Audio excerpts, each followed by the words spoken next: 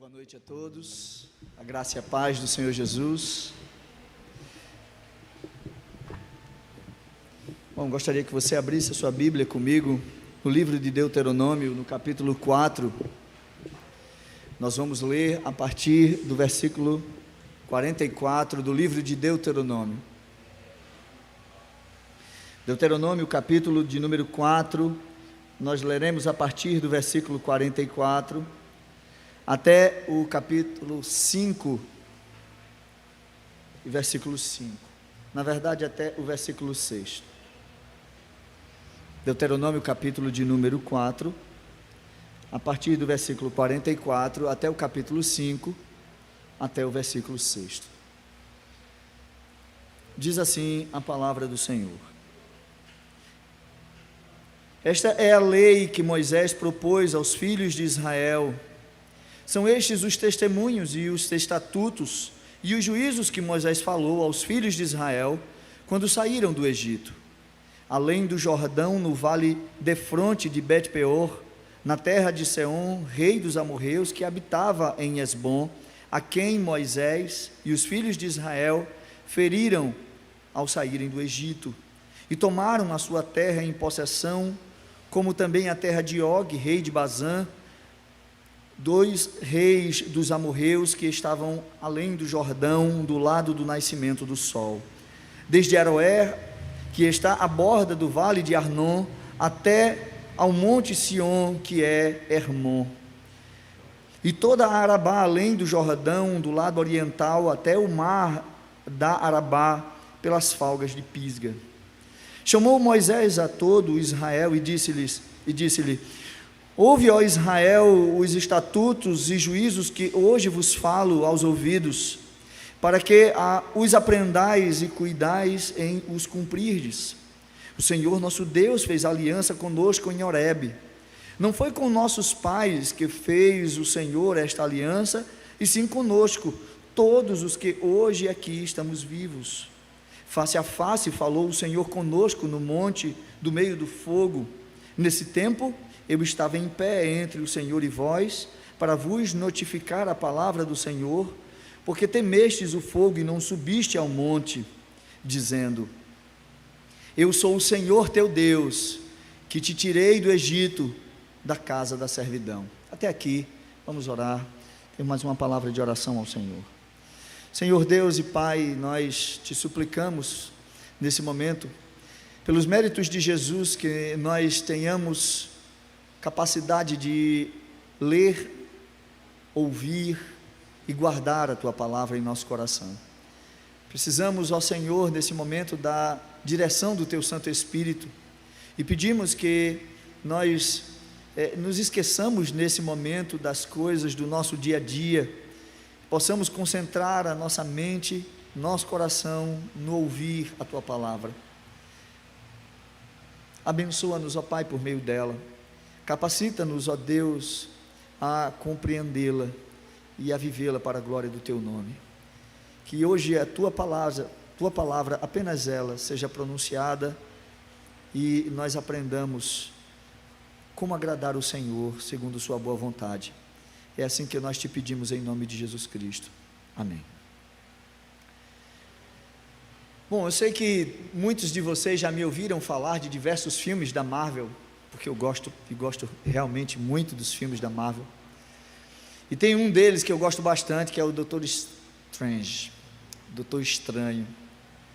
Nesse filme é bem interessante porque um médico, um cirurgião extremamente famoso, ele perdeu num acidente aquilo que ele tinha de mais precioso, que eram as suas mãos, instrumento que ele de maneira magistral fazia as suas cirurgias, porque ele era especialista na área neurológica.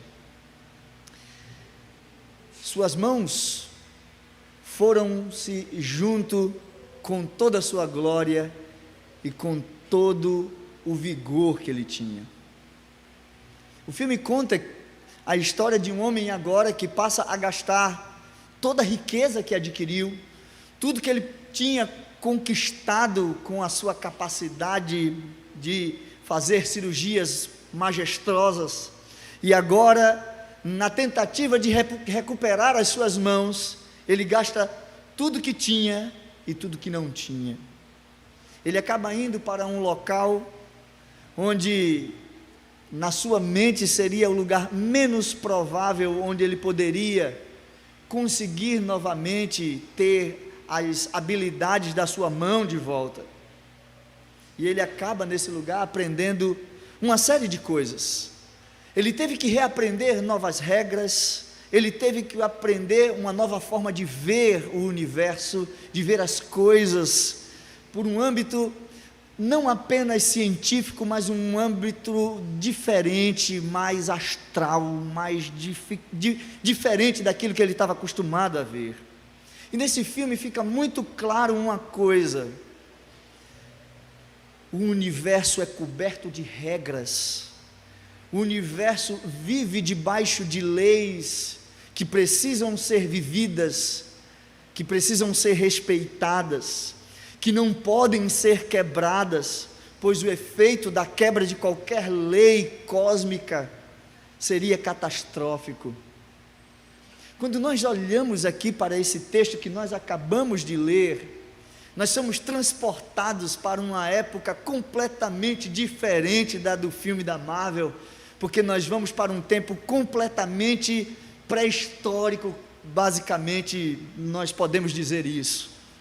Mas lá, ainda lá, nesse tempo tão antigo, se falava de algo que nós ainda não, ou melhor, as pessoas ainda não tinham tanto apreço como hoje se vê em todas as nações, todos os lugares que nós enxergamos a ver. Leis que regem, que cuidam e que fazem com que o viver seja algo natural e tranquilo para a sociedade. Nós vivemos a realidade hoje que não se vivia em tempos atrás. As leis foram criadas e hoje o que nós enxergamos cada vez mais são os homens querendo colocar, nós falamos isso inclusive no sermão passado, suas leis, seu entendimento acerca das coisas acima das leis e do conhecimento de Deus. Hoje, na verdade, nós vivemos uma realidade onde as pessoas querem viver a parte da lei. A lei não é boa, a lei é algo que me restringe, a lei é algo que me impede de fazer aquilo que eu gosto de fazer. Então, quando eu olho para a lei, eu tenho uma certa aversão. Inclusive, muitos cristãos da atualidade não têm entendido a lei, não têm entendido as Escrituras, e têm vivido um conceito antibíblico marcionista, de que o Antigo Testamento e tudo que faz menção a ele, no que diz respeito à lei, deveria ser desprezado. E eu pergunto, o que sobraria das Escrituras sem a lei do Senhor? O que sobraria da nossa Bíblia se não estivesse no seu contexto toda a lei de Deus? O texto que lemos, queridos, é o início de um segundo discurso feito por Moisés. Nós lemos e estudamos o primeiro discurso até o capítulo 4, no versículo 43.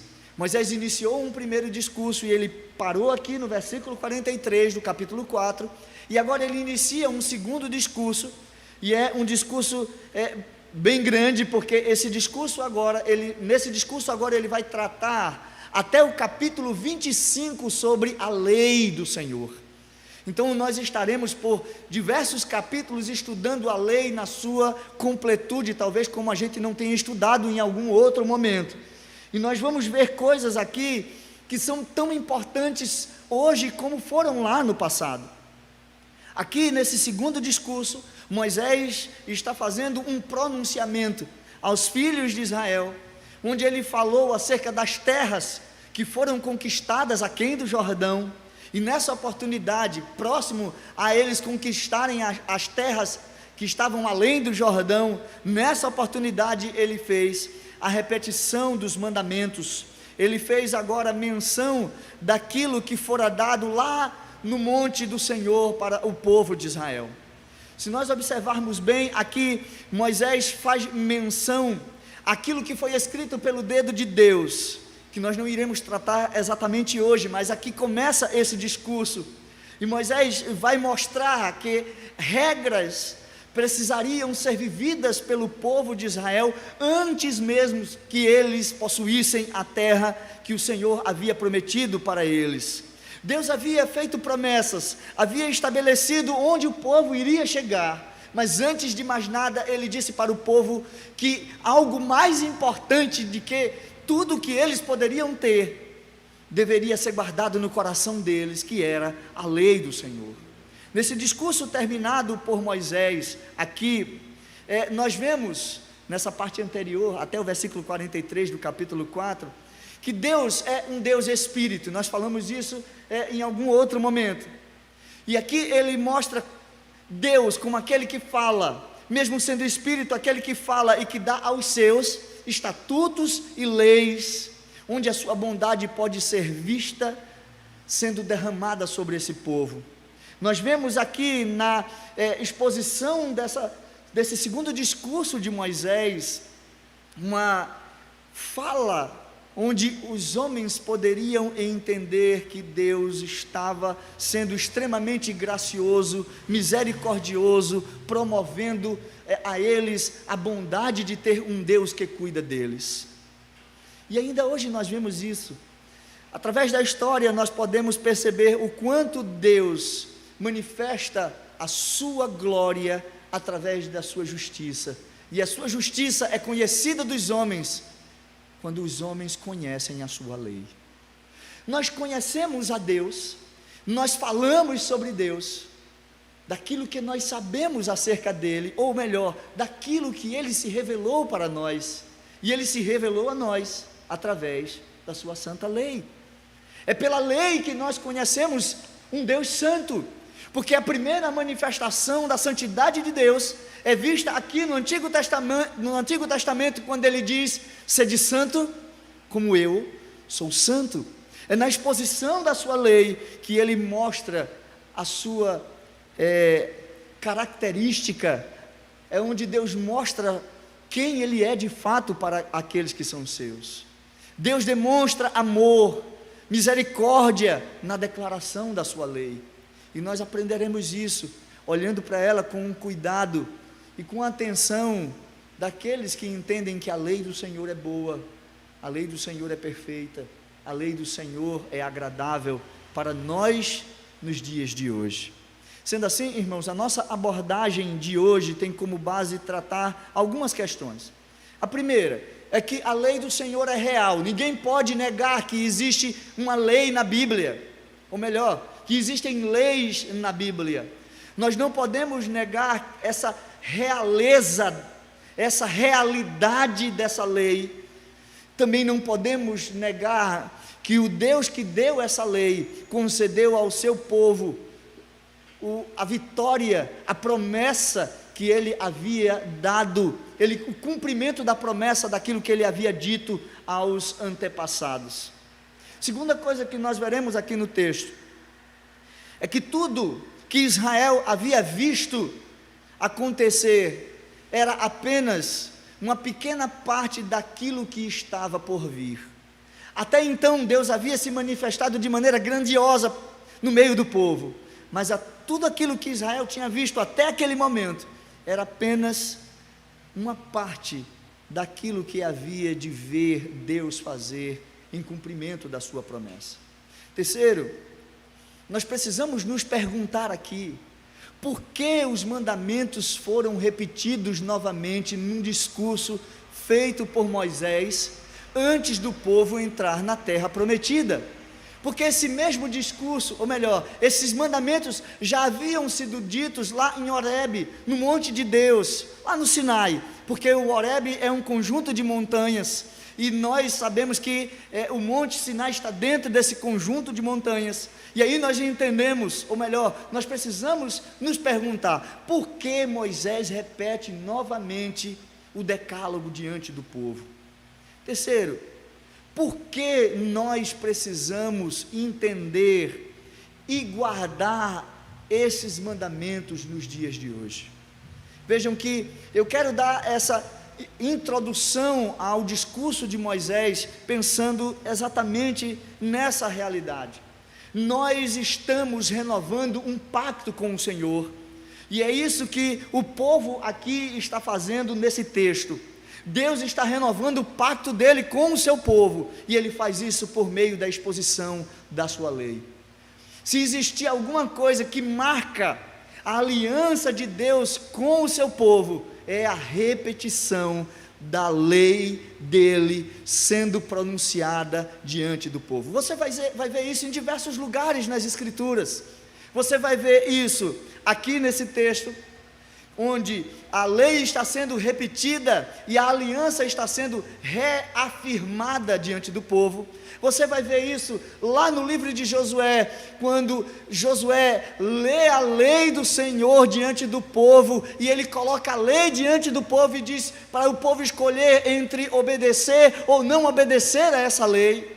Você vai ver isso lá em Neemias, quando Neemias coloca, depois da construção, e Esdras se coloca diante do povo, e por um dia inteiro ele lê a lei do Senhor diante do povo, reafirmando o pacto que ele tinha feito. Nós vemos isso em Davi. Bom, nós vamos ver isso em todos os momentos em que o Senhor está reafirmando a aliança que ele havia feito com o seu povo. Então esse povo agora, que é quase uma nação, recebe a renovação da aliança. E eu quero pensar em alguns pontos com vocês aqui, para nós entendermos melhor esse texto. O primeiro ponto que eu quero observar com vocês é que essa quase nação aqui, esse povo que é quase uma nação, porque ainda não é uma nação ainda inteira, porque ainda havia de conquistar a terra que estava além do Jordão, essa quase nação experimenta uma prévia do que Deus havia prometido.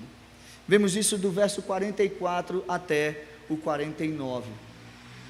Nessa abertura aqui do discurso, irmãos, Moisés apresentou ao povo aquilo que era considerado como importante para o povo. Talvez você esteja dizendo ou pensando aí, mas o importante para o povo era conquistar a terra. Na verdade, a intenção do povo era entrar na terra que Deus havia prometido. Até porque os espias, ao entrarem na terra, eles trouxeram, aqueles frutos daquela terra, mostrando que era a terra que mana leite e mel. A ansiosidade do povo era poder pisar na terra e dizer: essa terra é minha, agora eu sou possuidor dessa terra. Mas para Deus, não era essa parte mais importante que o povo precisava entender naquele momento. Para o povo, o que era mais importante naquele momento era a lei do Senhor. Veja o que é que diz o texto. Esta é a lei que Moisés propôs aos filhos de Israel.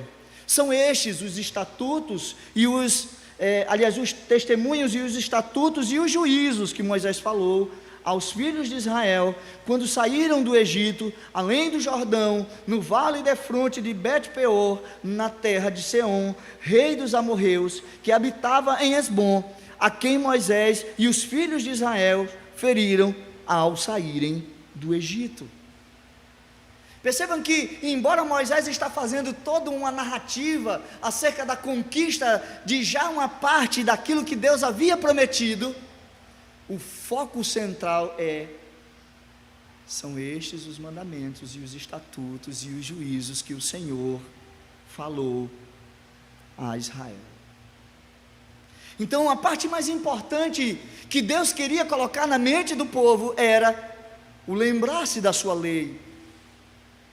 E aí é óbvio que logo depois disso Moisés trouxe à tona uma injeção de ânimo, porque não era só a lei que estava sendo dita, mas o experimentar de uma prévia da conquista daquilo que Deus havia dito para o povo. Eles já sabiam o que era conquistar, porque aqui o texto nos mostra que depois que eles saíram do Egito, e depois de peregrinarem por 40 anos no deserto, por uma razão que nós já falamos, eles agora são recobrados à memória, nesse discurso, que Deus já lhe dera o sabor da conquista em Bet-peor. Eles já sabiam o que era ser possuidor de um pedaço de chão, porque derrotaram Seom, e eles agora também possuíam a Bazã, a terra de Og, o rei gigante que tinha uma cama de ferro. Agora o povo que já experimentara, já tinha um vislumbre do que era ser possuidor de algo, ouvira de Deus a importância de se lembrar de que nenhuma conquista é mais importante do que a obediência à sua lei. Deus deu ao povo o gostinho, o direito de dizer para eles mesmo: essa terra é minha, eu ainda hei de possuir uma terra muito maior, que mana leite e mel, que está além do Jordão, mas eu já sei o que é isso. A prova real é que ele mostra, Moisés registra os limites da terra que o povo passou a possuir. Ele disse que vai desde Aroé até Sim e até o mar da Arabá. Veja que coisa grandiosa, para que se registre, inclusive calculando geograficamente um espaço que pertencia ao povo de Israel, para que o povo experimentasse um pouquinho daquilo que era se tornar uma grande nação. Queridos, eu não sei vocês, mas eu vibrei muito quando eu comprei a minha casa própria, parcelando em... já perdi até os anos aqui, mas porque foi muito tempo, né, que eu parcelei ela. Mas assim, foi uma emoção muito grande, sabendo que agora o dinheiro que eu estava gastando com aluguel seria para pagar algo que era meu. É algo, assim, é algo indescritível. Eu e minha esposa ficamos muito felizes quando nos vimos com a chave na mão, dizendo: essa casa aqui é nossa, o Senhor nos concedeu essa casa. Foi um sentimento indizível. Agora nós temos um teto só nosso, agora isso aqui pertence a nós dois. Queridos, a gente vibra quando a gente conquista um pedaço de chão de 20 por 25, 20 por 15, 20 por 10, sei lá, talvez até menor. Algumas pessoas com 70 metros quadrados, 54, tem alguns apartamentos que é só sala e cozinha, né? Ou melhor, é tudo na sala, né? É sala, cozinha, banheiro, quase tudo ali no mesmo cantinho, mas vibra, é meu pedaço de chão, é o local em que eu posso pisar e dizer assim: isso aqui pertence a mim. Então vejam, o povo já estava com esse sentimento. E se para nós o conquistar um pedaço de chão traz tanta satisfação, de 70 metros quadrados, imagine a alegria daquele povo ao possuir uma terra daquele tamanho, de dimensões e proporções gigantescas para eles, beirando nações poderosíssimas como o Egito, como tantos outros países. Vejam que eles agora, eles estavam diante de algo surreal para eles. Se a conquista de um pedaço de chão, queridos, traz para nós tanta satisfação nesse mundo caído, nesse mundo que nós sabemos está numa condição deplorável, imagine o que é receber de Deus a ideia de que nós iremos possuir uma morada celestial. Deuteronômio é um livro fantástico, porque ele não está apenas lá no passado, ele é um livro extremamente atualizado, porque ele remonta a história, falando de algo tão presente, ou melhor, tão futuro quanto muitos livros mais atuais. Deuteronômio fala coisas que alguns livros do Novo Testamento não vai falar. Esse livro fala da esperança de possuir a terra que o Senhor Deus há de nos dar definitivamente. Já lá no passado, a conquista está sendo prefigurada num pedaço de chão aqui na terra. Hoje, queridos, nós somos um povo criticado, humilhado, escanteado, e é fato que hoje nós esperamos, é óbvio, uma mudança nesse cenário, mas dia após dia, nós experimentamos junto com outros irmãos, uma prévia. O possuir que Deus nos concede hoje, irmãos, é só uma prévia daquilo que Ele nos prometeu, que de fato fará sentido para nós. A sua casa, seu carro, os bens que você tem, não é de todo tão importante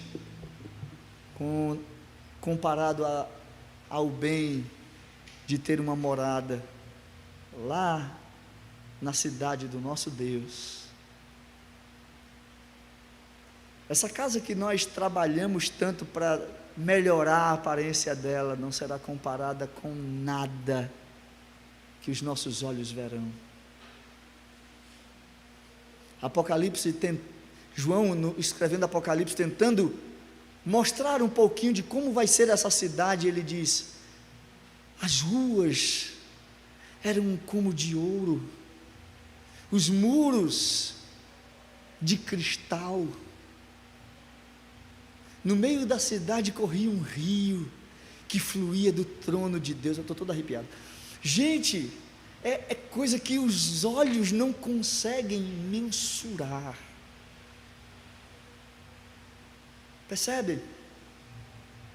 Então, quando nós olhamos para aqui, para esse povo, olhando, experimentando uma prévia daquilo que Deus havia prometido, imagine você, meu irmão, como deve ter o seu coração num Deus que não te prometeu um pedaço de chão aqui, mas te prometeu uma morada celestial. Essa é a primeira verdade que nós encontramos aqui. Esse povo que ainda é quase uma nação, recebe a renovação da aliança numa promessa de que Deus, além de lhe dar a terra, põe diante deles uma lei. E essa é a segunda parte que eu vejo como importante aqui nesse texto. Essa quase nação, que tem um Deus Criador como seu Senhor, precisava de uma lei e de mandamentos justos para, ao entrar na terra, saber como proceder. Vejam isso aqui dos versículos 1 até o versículo 6. Agora nós vamos ver Moisés convocando todo Israel para lhes anunciar os mandamentos do Senhor. E é interessante, queridos, você para observar aqui, é um cenário, parece que meio que surreal, né? Moisés chamando todo o povo, e todo o povo vindo até a presença. Imagina, agora não é um povo pequeno, é um povo com milhares de pessoas, mas a nossa interpretação faz com que nós entendamos, eu digo a nossa interpretação exegética, à luz de contextos e textos, de que não era todo o povo que estava ali diante de Moisés. Ah, pastor, mas o texto está dizendo: chamou Moisés a todo Israel e disse-lhe. Não era todo o povo que estava ali? Não. Vocês lembram que num determinado momento, lá no capítulo 1, Moisés escolheu líderes das tribos, onde cada um iria representar cada uma daquelas tribos das 12 de Israel, os anciões de Israel. Quando Moisés falava para eles, eles replicavam tudo aquilo que estava sendo dito a eles para o povo. Então falar para eles era a mesma coisa que falar para o povo. Então o entendimento do texto aqui é que Moisés, naquela estrutura dada por Jetro, lá no livro de Êxodo, quando Jetro diz a Moisés que ele morreria se ele continuasse sozinho aconselhando o povo, lembra disso? E ele, num determinado momento, aconselha Moisés a separar chefes de 1000, depois chefes de 100, chefes de 50 e depois chefes de 10, e separassem homens sábios, homens que tivessem o coração voltado para aquilo, das tribos de Israel. Então ele fez isso. Quem eram esse povo que estava diante de Moisés? Eram esses, que diante de Moisés foram ouvir para repassar para aqueles que estavam sob sua responsabilidade, os chefes de 1000, os chefes de 50, aliás de 100, de 50 e de 10. trazer para nós um entendimento aqui, tá? Porque imagine Moisés falando para milhares, a voz dele não chegaria na metade, a fala dele não chegaria na metade do povo. Então chamou Moisés a esses homens, a todo Israel, e disse-lhe: ouve, ó Israel, os estatutos e juízos que hoje vos falo aos ouvidos. Moisés aqui está relembrando acerca do que o Senhor havia dito lá em Horebe, porque ele trata novamente aqui, dizendo: para que os aprendais e cuideis em os cumprirdes. E no verso 2 ele diz: o Senhor nosso Deus fez aliança conosco em Horebe. Deus está renovando a aliança com o seu povo, e dando a esse povo leis, para que esse povo se tornasse uma nação poderosa, para que ele se tornasse uma nação temida, como nós vimos lá no capítulo 2, como nós vimos lá no capítulo 3. Vocês viram lá o Senhor falando isso para o povo, quando nós falamos acerca dessas passagens. O Senhor traz agora a aliança proferida em Horebe, e aqui há uma outra situação de interpretação intrigante do texto. Não foi com nossos pais que fez o Senhor esta aliança, e sim conosco, todos os que hoje estamos vivos. Se você interpretar a letra pela letra, automaticamente você vai olhar para o texto e vai dizer: peraí, Deus prometeu a Abraão, Isaque e Jacó dar a eles uma terra prometida, prometeu a eles uma terra, e agora o texto está dizendo que o Senhor não fez aliança com esses, estava fazendo com aquele povo. Isso aqui é uma nova aliança que Deus está falando? Não. Se você olhar em toda a Escritura, a aliança é sempre a mesma. Toda a aliança que você vai olhar nas Escrituras, feita com o povo, é sempre a mesma, só que cada vez que essa aliança ela é renovada, aspectos dela se tornam mais claros no que diz respeito à teologia da salvação, ao entendimento do aspecto da salvação.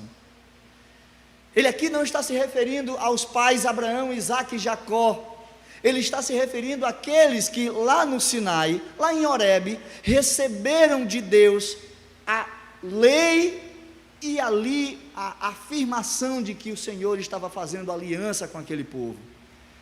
Na verdade, a interpretação do texto aqui deveria ser: nossos pais que morreram, eles ouviram essa aliança, mas nós, porque o próprio Deus fala que essa herança, ela se estenderia aos pais e aos filhos até várias gerações, se eles andassem nos seus estatutos, nos seus juízos, nos seus mandamentos. Então o que ele está dizendo aqui é que o Senhor fez a aliança com aqueles, só que aqueles agora são representados por estes que estão vivos, porque os outros morreram no deserto, porque desobedeceram ao Senhor. Então aqui ele está falando do povo que saiu do Egito, e que morreu no caminho até a terra prometida, porque se levantou contra o Senhor, como também nós estudamos lá no capítulo 3.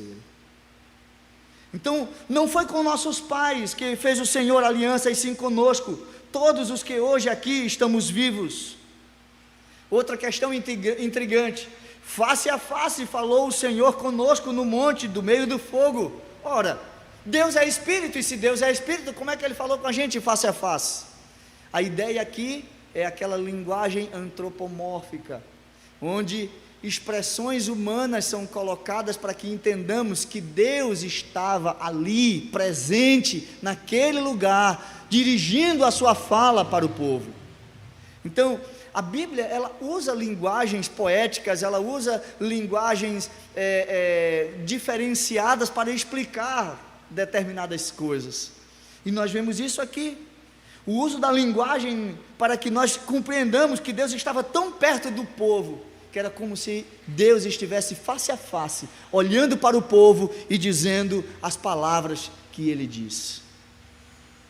Face a face falou o Senhor conosco no monte, no meio do fogo. Então Deus estava aqui, renovando a aliança que havia sido feita com o povo lá no monte Sinai, lá em Horebe.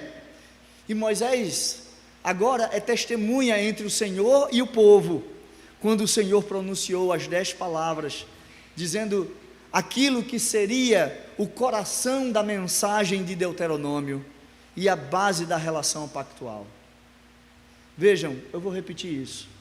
Moisés aqui, ele é o que está entre o Senhor e o povo, mostrando para o povo a base de Deuteronômio e a base da relação pactual, a lei do Senhor. Moisés estava repetindo aquilo que representava o amor de Deus e a graça de Deus. Como, pastor? Lei é lei, graça é graça. De fato, lei é lei e graça é graça.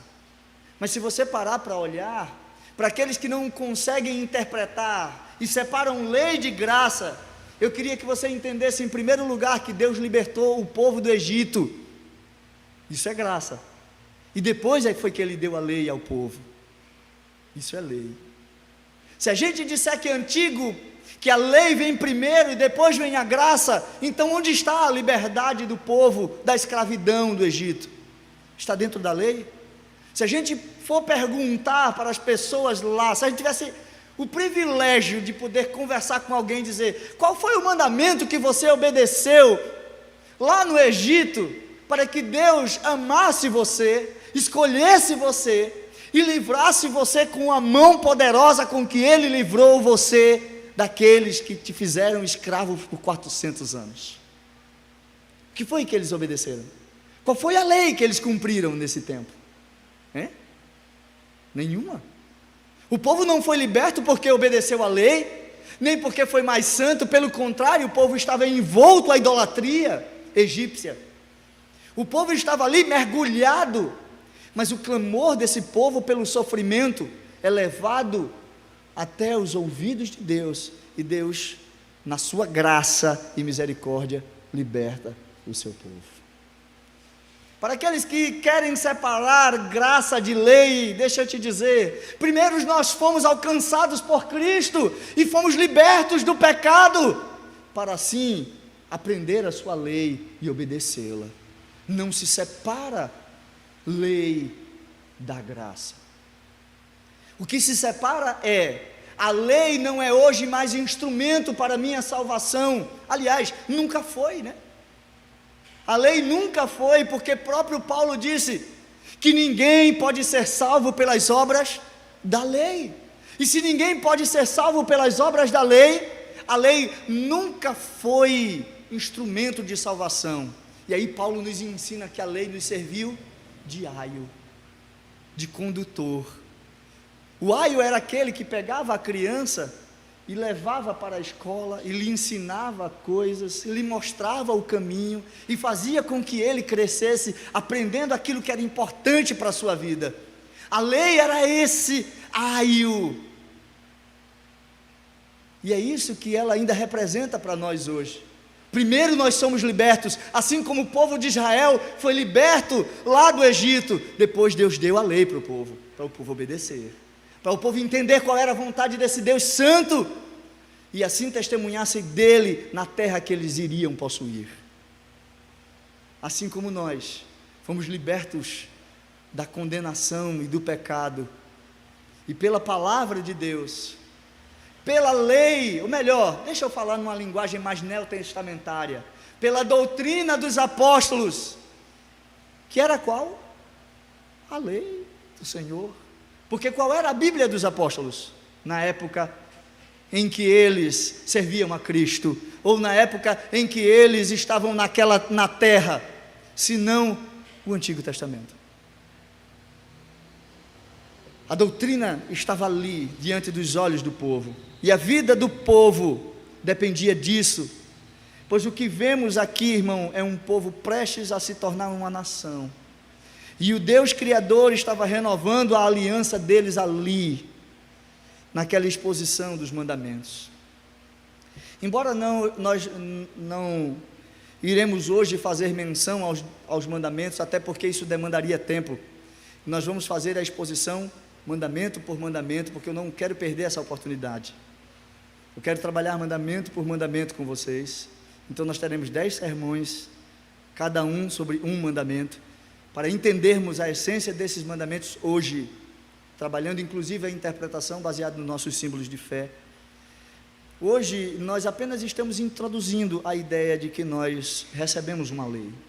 Queridos, toda grande nação que se preze tem lei, toda nação que se preze tem estatutos, tem juízos pré-estabelecidos. Israel não podia ser diferente. Nós, irmãos, não podemos ser diferentes. A lei dos povos ao redor nem sempre são leis justas, nem sempre são leis que beneficiam pessoas, mas o que Deus estava transmitindo para o povo é que Ele estava dando leis santas e justas, e aquele povo iria ser diferente em meio a toda aquela nação. Hoje existem leis que vêm desde o mundo antigo, queridos, onde Deus é excluído. Eu não sei se você consegue perceber isso. Quem está na faculdade é que está bem conectado com essa questão. Se estiver atento à lei do Senhor e olhando para as coisas que estão oferecendo. Existem leis que Deus é completamente colocado de fora, como o socialismo comunista. Diversos países da Europa e da Ásia vivem esse socialismo comunista, onde numa bela fala, de uma bela oratória, tentam convencer que o mundo deveria existir em constante igualdade. O povo passa manteiga na boca da gente e a gente ri, achando bonito o que as pessoas falam. É lindo esse mundo, queridos, mas ele só vai existir quando Cristo voltar. Porque esse mundo caído, ninguém faz nada apenas para altruísmo.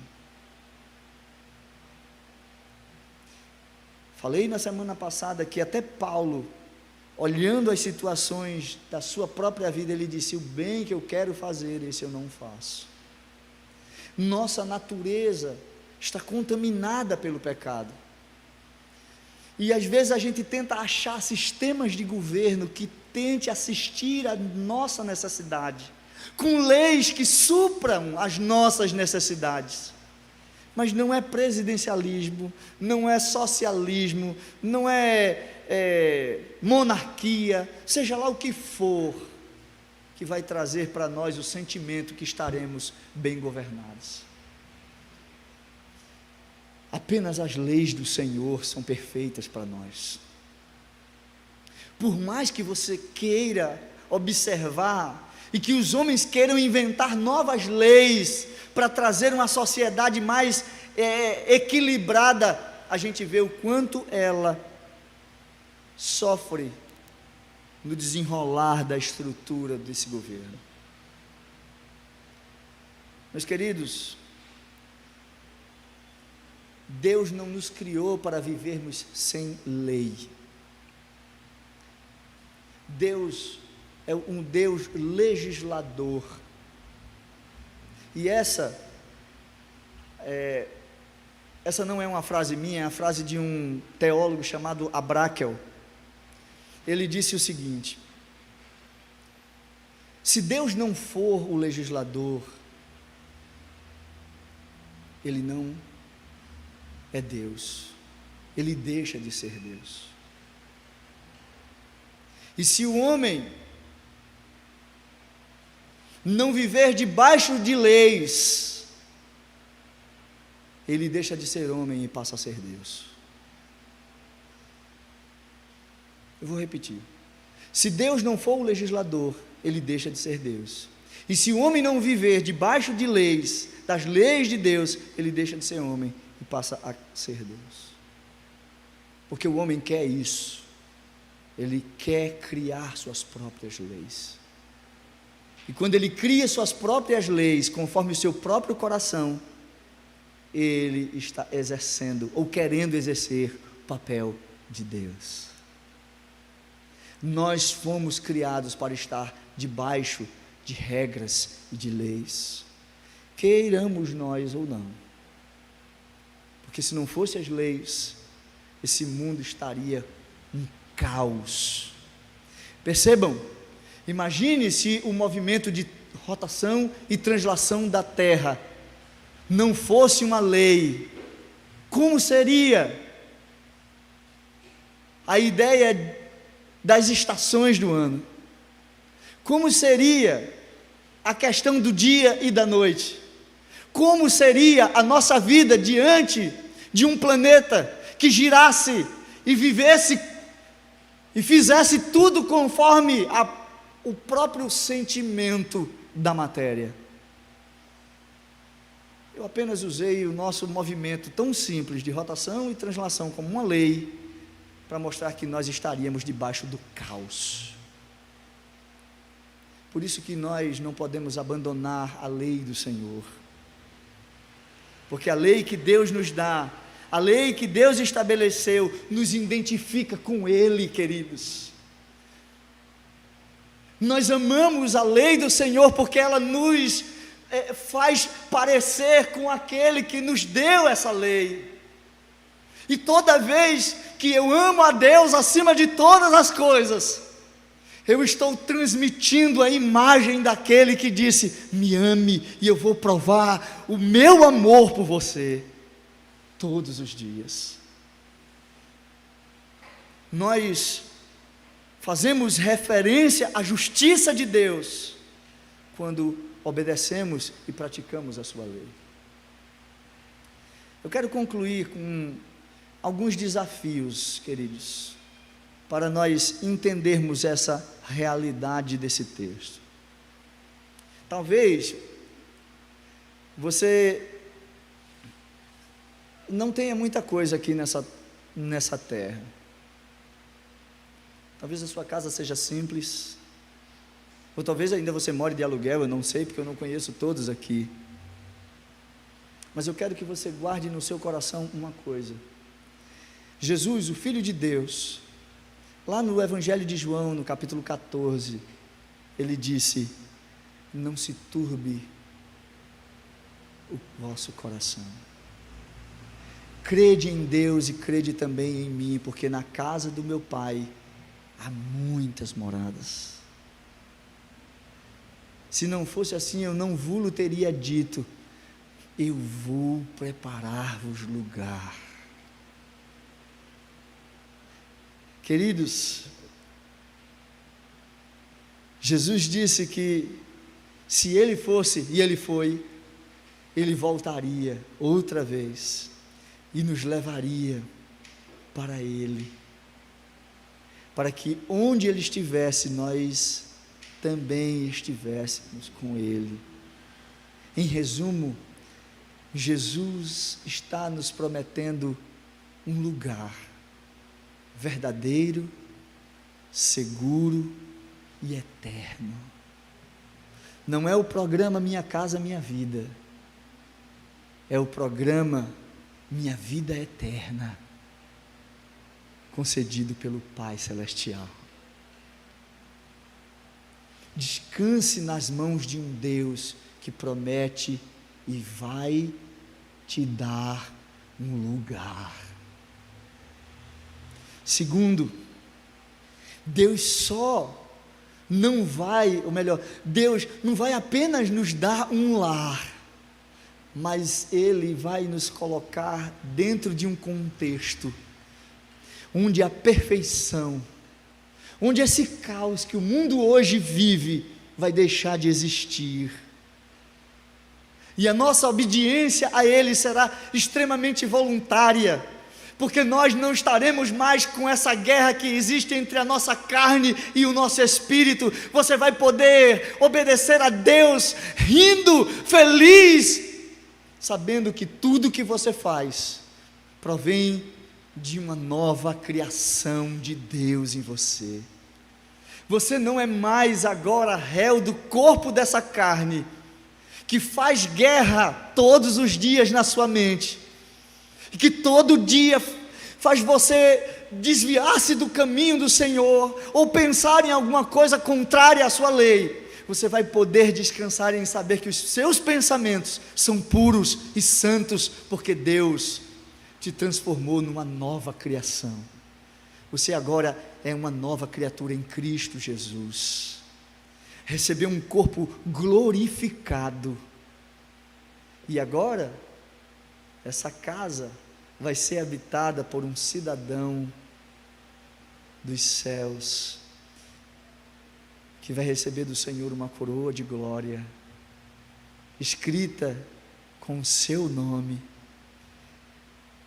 e que a palavra de Deus diz que será composta de reinos e de sacerdotes. Louvado seja o Senhor. Nosso desafio é: aprenda a lidar com essa lei hoje, o tempo todo e todo o tempo. Terceiro lugar, Deus é um Deus legislador, queridos, e nós somos suas criaturas, que vivemos debaixo das suas leis. Respeitemos o Senhor, que falou do meio do fogo com o seu povo, e que fala conosco nessa noite, dizendo 3 coisas importantes para nós. Para encerrarmos, por favor, acompanhe aí o versículo 6 do seu texto. Eu sou o Senhor. Vou repetir: eu sou o Senhor, teu Deus, que te tirei do Egito, da casa da servidão. Deus está dizendo 3 coisas importantes para nós passarmos a semana pensando: eu sou o Senhor, eu sou o teu Deus, e fui eu quem te tirei da casa do Egito, da escravidão, da casa da servidão. E é Ele quem vai promulgar as leis que estudaremos a partir da próxima semana. Vamos orar? Senhor Deus e Pai, nós te louvamos pela Tua palavra. Obrigado, Senhor, porque nós vemos na introdução desse discurso de Moisés a importância que devemos dar às prévias que o Senhor nos concede de podermos enxergar aquilo que será eterno, a nossa morada celestial. Nos faz olhar também o Senhor que cuida de nós, para que sejamos vistos como propriedade Tua, propriedade particular, exclusivamente Tua, ao obedecermos a Tua lei. Obrigado, Senhor, porque Tu nos concede os meios para que possamos viver nesse mundo de maneira que Te agrade. Nos ajude pelos méritos de Jesus Cristo, porque sabemos que foi Jesus quem cumpriu toda a lei. Embora nós queiramos fazer isso para agradar-te, nós não conseguiremos, porque precisamos de Jesus, e porque estamos nele sabemos que agradamos o Senhor. Obrigado, Deus, porque sabemos que em Ti obedecemos a santa lei. Ajuda-nos para mantermos firmes a nossa vida em nome e para a glória de Cristo Jesus. Amém. Vamos ficar de pé, meus irmãos. Nós vamos receber a bênção do Senhor. Presbítero, cadê o presbítero Álvaro?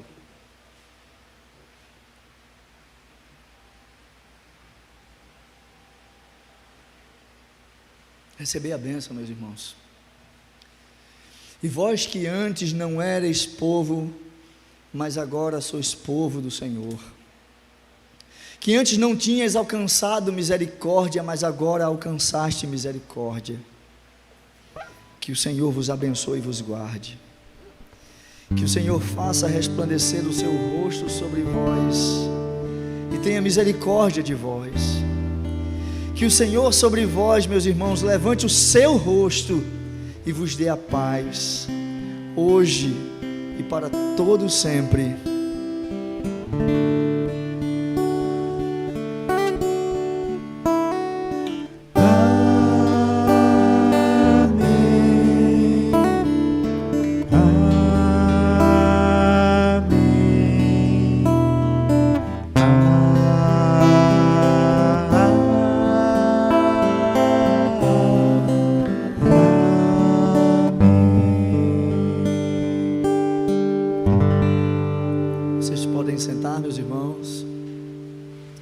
Nós ficamos felizes em receber todos vocês aqui nessa noite.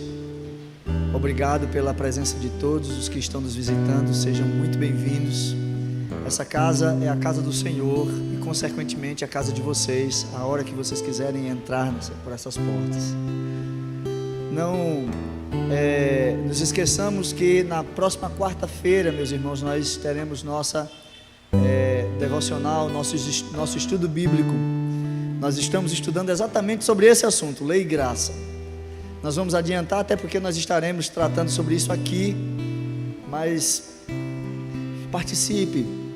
A discussão tem sido muito boa, nós temos tirado muitas dúvidas acerca de algo que tem sido pouco entendido por alguns irmãos. Eu oro a Deus para que vocês tenham uma semana de paz, uma semana abençoada na presença do Senhor. Próximo domingo teremos Santa Ceia, então venha, participe, convide, traga seu irmão, esteja presente conosco nesse momento tão solene, tão gracioso que é podermos experimentar um vislumbre daquilo que há de acontecer na volta do nosso Senhor. Despeço vocês em paz nessa semana, em nome de Jesus Cristo. Boa semana para vocês.